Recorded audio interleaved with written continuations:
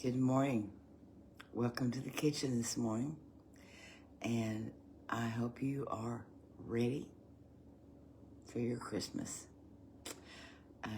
Maybe you're still last minute shopping, or maybe you're wrapping presents, or maybe you're doing none of the above.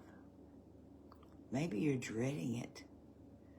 There are a lot of people who are dreading Christmas because they're going to be alone, or they're going to be with people they don't want to be with.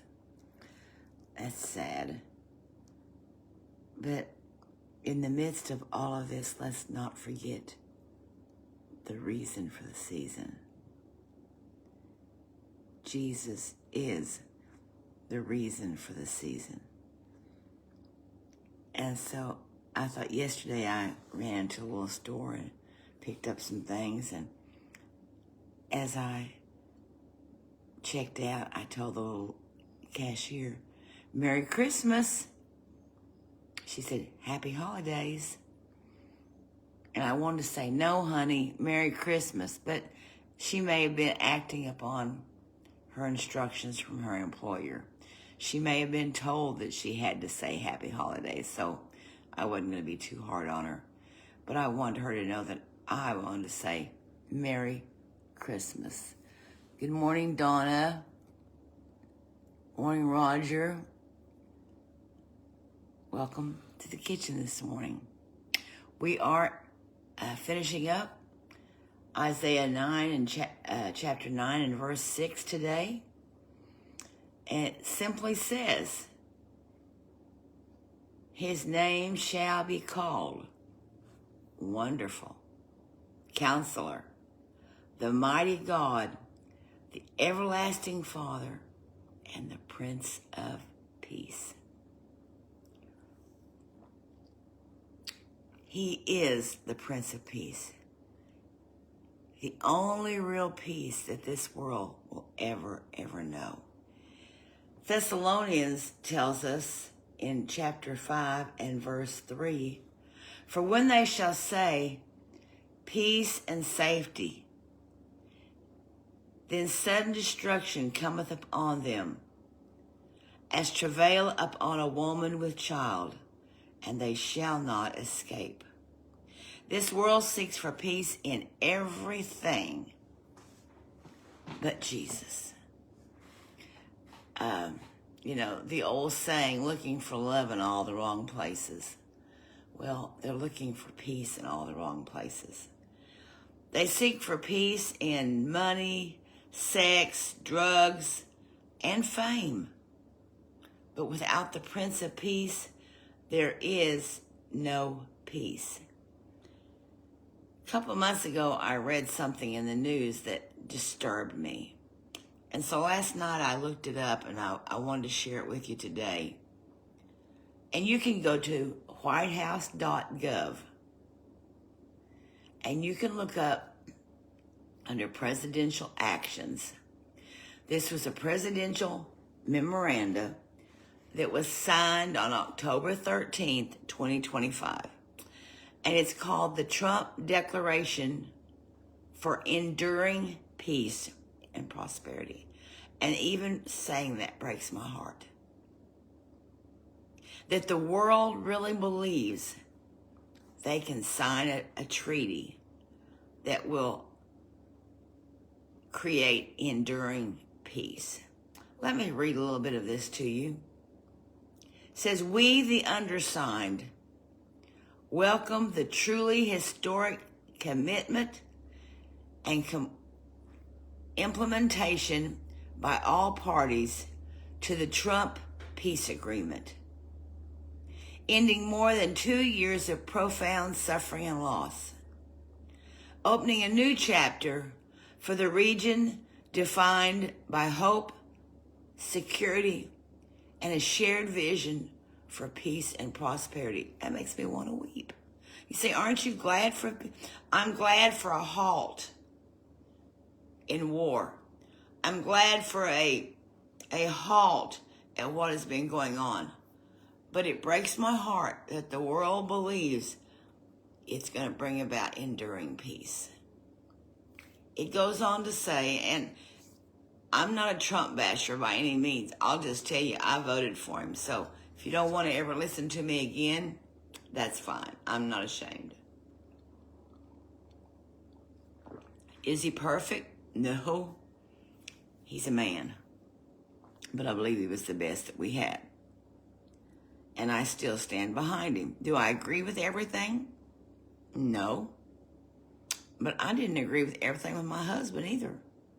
But I still stood by him. So let me read a little bit more of what this treaty says. We support and stand behind President Trump's sincere efforts to end the war in Gaza. And here's the things that bother me. And bring lasting peace to the Middle East. Not going to happen. You're not going to bring lasting peace to the Middle East. Not by signing a presidential action. Together we will implement the agreement in a manner that ensures peace, security, stability, and opportunity for all peoples of the region, including both Palestinians and Israelis. It's not going to bring about, it's not going to ensure peace. It says, we understand that lasting peace will be one in which both Palestinians and Israelis can prosper with the fundamental human rights protected, their security guaranteed, and their dignity upheld. We affirm that meaningful progress emerges through cooperation and sustained dialogue, and that strengthening bonds among nations and peoples serves the enduring interest of regional and global peace and stability. And it goes on and on. It's a fairly lengthy document.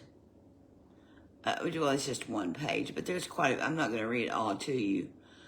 But there was a couple other things I wanted to.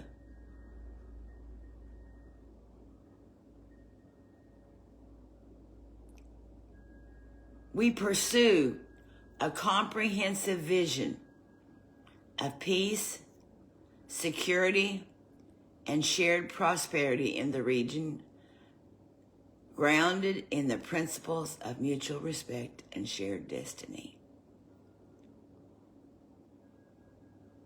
We commit ourselves to a future of enduring peace. That word enduring peace is what breaks my heart. That man would believe that signing a paper or that man can bring about enduring peace. It breaks my heart. It breaks my heart. You say, don't you want peace? Sure, I want peace. But I've read the Bible and I've read the Word of God. And I know that one of his names is the Prince of Peace. And I know what I just read to you, and this was signed, by the way, by Donald Trump, Abdel El-Sisi, the president of the Arab Republic, then the Emir of the state of Qatar, and the president of the Republic of Turkey. They all signed it in hopes to bring enduring, that's the word they used, enduring peace. But again, let me tell you what Paul wrote to the Thessalonians.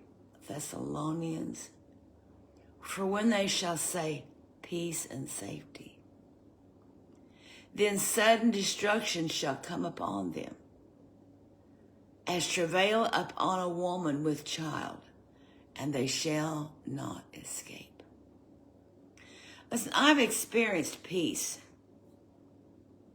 when I've been sailing through some of the roughest storms of my life. I've experienced peace when my ship was tossed about and driven on the restless sea of time, because he's the God that speaks peace to a troubled soul or to a boisterous storm. The word peace,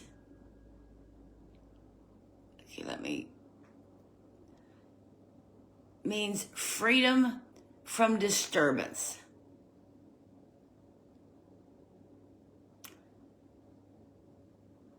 Quiet and tranquility. Freedom from or the cessation of war or violence. It kind of appears here that peace and freedom are entwined together. A man or woman could be bound in chains such as Paul and Silas were. However, freedom is a state of mind.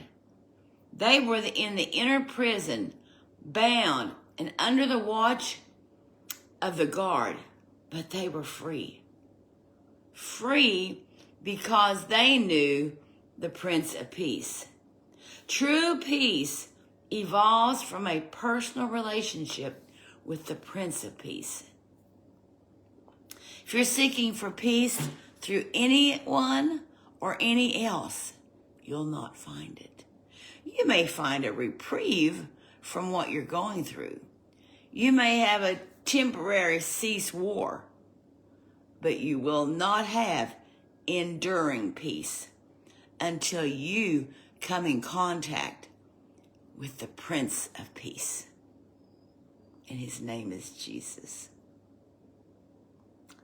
That little babe that the angel told Mary in, let's just look it up here.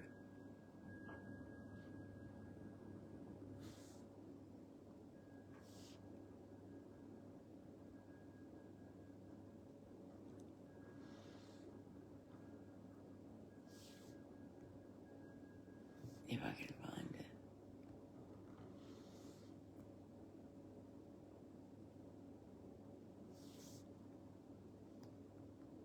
Hang on. It'll take me just a minute. You know how I roll.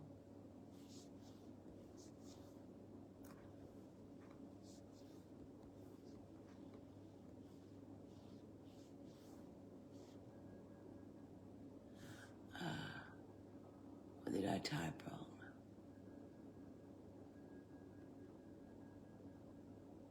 Well, pretty sure I typed everything right. If I can see it.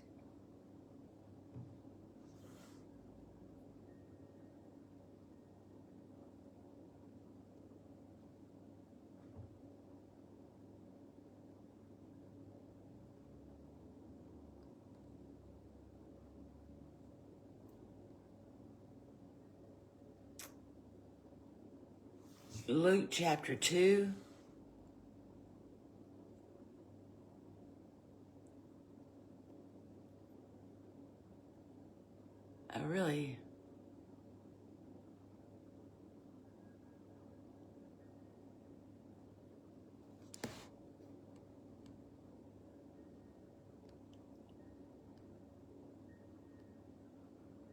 In Luke chapter 2,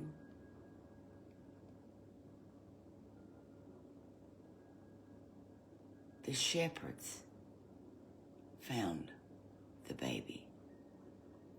And when 8 days were accomplished for the circumcising of the child, his name was called Jesus.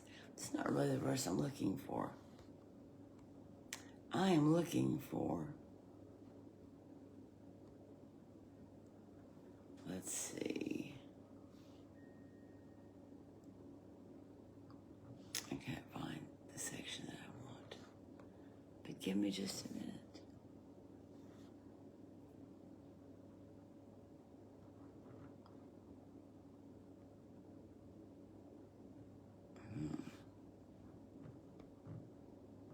It's not letting me go where I want to go.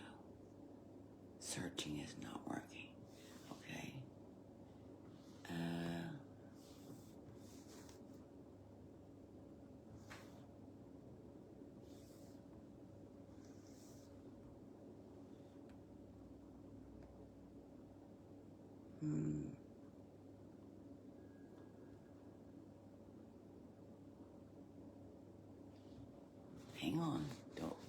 me just yet. I'm looking for the scripture, and you can help me, where he says his name should be called Jesus. Where it was prophesied. Somebody got it?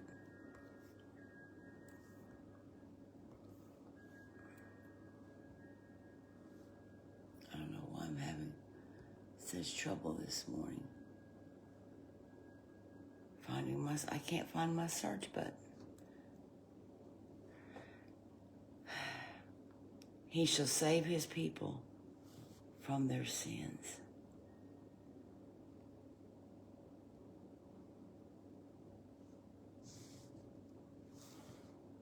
Let's see if this is what I want.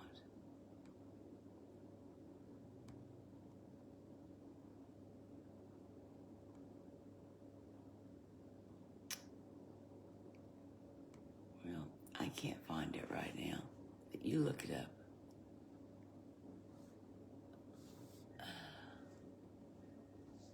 Afraid I'm gonna lose everybody. Let's try one more thing. Matthew chapter 1, verse 21. And she shall bring forth. Okay, this is when the angel appeared to Joseph. She shall bring forth a son, and thou shalt call his name Jesus, for he shall save his people from their sins. He's the only peace. He's the only hope. He is the only lasting peace.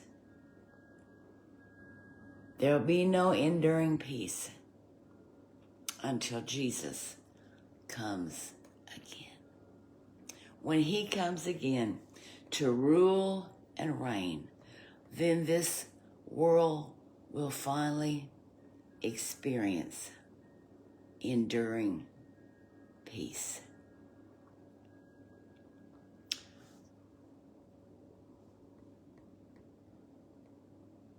I don't know what you're going through today, if you're seeking peace, but if you are, let me tell you, you will not find it till you find the Prince of Peace.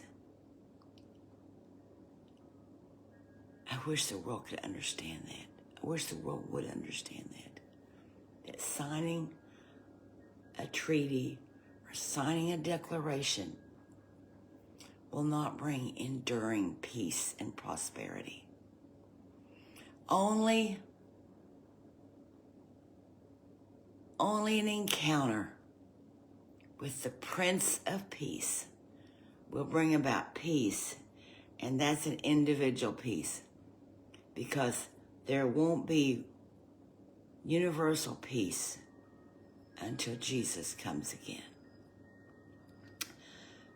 Peace, peace, wonderful peace, coming down from the Father above. Sweep over my spirit forever, I pray. In fathomless billows of love. That's the real peace. It's not a piece of paper. It's not taking guns away.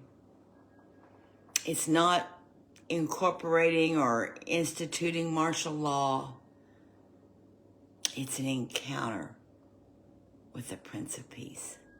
And you can have peace in the midst of war. You can have peace in the midst of the prison. Ooh, that'll preach. Peace in the prison. May have to preach that. You may be in your own personal prison. But can I tell you this morning that the Prince of Peace is just waiting for you to sign a treaty with him in your heart. Revelation 22 and verse 16 says, I, Jesus, have sent mine angel to testify unto you these things in the churches. I am the root and the offspring of David, the bright and morning star. He is the bright morning star. He is wonderful. That's his name. His name is Counselor. His name is the Mighty God. His name is Everlasting Father. And his name is the Prince of Peace. May you, during this Christmas season and the days to come, experience a true relationship with the bright and morning star. Merry Christmas. And I pray that whether you are with family, with friends, or if you're alone, that you experience the true meaning of Christmas in your heart. For the next week, well, over a week, next week and a half, my house, starting this weekend, will be filled with children. And it will be loud. And it will be noisy. And so Thursday is Christmas. And I pray that you have a blessed day. And you know my motto. Make good memories. If you have the opportunity, make good memories. Because if you live long enough, they may be all you have. And I truly thank God for memories. And then my family starts coming in the day after Christmas. And so the next week, I probably won't be on here because the house will be so noisy and so full. But you never know. I might find a quiet time and pop on. Otherwise, it'll be after the first of the year before I'm back on. So have a Merry Christmas. And remember, Jesus is the reason for the season. God bless you. I love you. Thank you for this year of prayers and support and love that you've extended my way. I felt it. Have a blessed day in Jesus.